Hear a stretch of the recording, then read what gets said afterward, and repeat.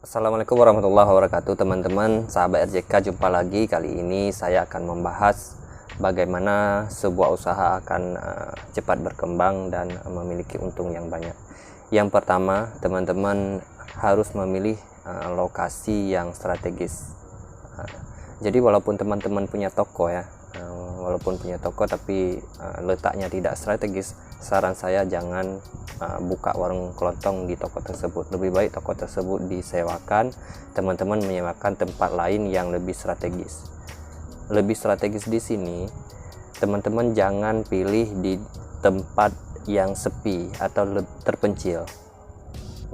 Jadi misalkan ada suatu tempat, toko teman-teman di suatu tempat itu kelihatannya tidak padat penduduk, teman-teman jangan coba-coba buka di situ karena akan lama berkembang karena pembelinya sedikit. Itu yang pertama. Yang kedua, jangan pilih lokasi yang padat penduduk. Jadi bisa pilih di komplek perumahan yang banyak penduduk, teman-teman, di situ akan cepat berkembang. Kemudian yang harus dihindari juga itu lokasi yang berdekatan sekali dengan swalayan-swalayan besar. Karena untuk bersaing dengan swalayan besar, teman-teman akan sulit. Jadi hindari swalayan-swalayan besar. Baik, kemudian yang kedua, teman-teman harus survei harga. Jadi survei harga ini bertujuan agar barang yang teman-teman jualkan di toko kelontong teman-teman itu tidak lebih mahal dari toko lain. Jadi apabila teman-teman menjual lebih mahal dari tempat lain atau di toko kelontong lain, pembeli akan beralih ke toko lain. Jadi di sini teman-teman wajib sekali mensurvei harga agar pelanggan kalian tidak akan beralih ke toko lain. Karena pelanggan sekarang walaupun mahalnya 500, tetap dia akan pindah ke toko lain. Jadi diusahakan untuk mensurvei harga, baik yang di toko kelontong yang sama dengan teman-teman maupun di swalayan-swalayan. Kalau saya pribadi, misalkan harga pampers itu kalau ke swalayan langsung saya foto harga mereka. Jadi saya ingin mensurvei harga mereka dan saya akan menjual lebih murah 500 dari harga swalayan. Dan itu bisa meningkatkan penjualan dan pelanggan tentunya. Yang ketiga, teman-teman harus mencari supplier atau tempat teman-teman berbelanja di tempat yang lebih murah. Jadi cari supplier yang memberi harga yang lebih murah dan pelayanan, baik pelayanan dalam kelengkapan barang maupun pelayanan dalam pengiriman barang. Kalau saya pribadi langsung ke toko grosir ya. Di toko grosir saya berpindah-pindah untuk mensurvei harga yang lebih murah. Jadi ketika lebih murah saya belanja di situ, dan itu tidak menutup kemungkinan di kemudian hari toko tersebut juga akan menjual mahal. Saya akan beralih ke toko lain apabila mereka menjualnya dengan harga mahal. Jadi kita di sini tidak boleh cuman berlangganan di suatu tempat, karena kita harus mencari toko yang menjual barang-barang dengan murah. Ini kenapa kita lakukan, agar kita juga bisa menjual lebih murah. Yang keempat, untuk menarik pelanggan, dan ini tentunya akan menambah keuntungan yang lebih banyak, teman-teman harus bisa menyediakan banyak variasi barang. Jadi katakanlah contohnya pelanggan A hari ini mencari barang yang tidak ada di toko teman-teman, itu teman-teman besoknya harus menyediakan barang tersebut walaupun hanya 3 piece, tapi teman-teman mencoba untuk menyediakan barang tersebut. Nah, di barang tersebut teman-teman tentunya harus menyesuaikan dengan dagangan kita. Jangan sampai toko kelontong nanti disuruh menyediakan barang bangunan itu, tentu sudah lain jenis barang dagangan.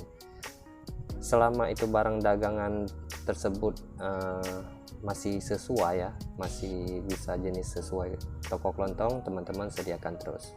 Walaupun harganya, walaupun jumlahnya tidak banyak. Kemudian yang kelima yang harus selalu teman-teman perhatikan adalah jaga kualitas dan harga barang. Di sini harga barang murah, di sini harga murah akan sangat menarik pembeli.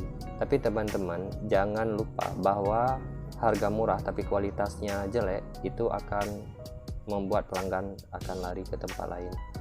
Jadi saran saya ya, ketika teman-teman beri harga murah, pastikan barang tersebut juga berkualitas. Contoh kecilnya adalah ketika teman-teman menjual telur ya. Nah, jadi telur itu teman kasih murah tapi kualitasnya rendah, ada yang busuk, ada yang sudah dingin. Jadi pelanggan tentu tahu mana produk bagus, mana produk yang murahan. Jadi di sini saya tekankan agar teman-teman memberlakukan harga murah tapi juga berkualitas. Kalau misalkan tidak sanggup membeli dengan harga yang murah dengan kualitas yang bagus, saran saya lebih baik menyediakan barang yang berkualitas walaupun harganya sedikit lebih mahal. Karena ketika barangnya tidak bagus, katakanlah busuk kayak telur, itu orang tidak akan berbelanja lagi di toko sembako teman-teman, apalagi dengan tidak adanya garansi untuk bisa tukar telur tersebut. Yang keenam, beri pelayanan terbaik.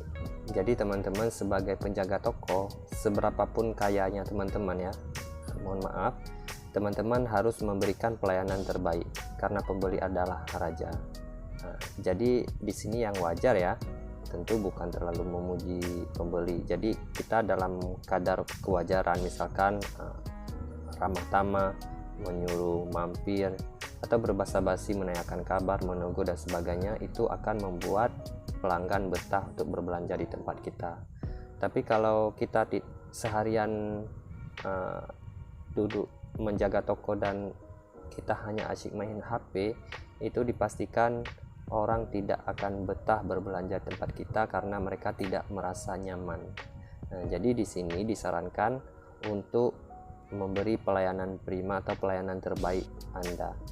Nah, karena kita walaupun sebagai pemilik ya, walaupun sebesar apapun kita punya toko, kalau kita tidak ramah, cemberut, orang tidak akan ke toko kita.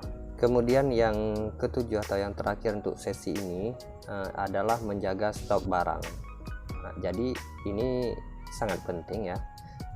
Ketika pelanggan sudah tertarik dengan toko kita atau dengan barang yang kita sediakan, tapi tiba-tiba barang atau stoknya tidak ada sampai 2 minggu, pelanggan tersebut tentu akan berpindah ke toko lain. Jadi di sini sangat disarankan untuk menjaga stok barang. Walau demikian ya, stok barang tersebut harus kita ukur ya.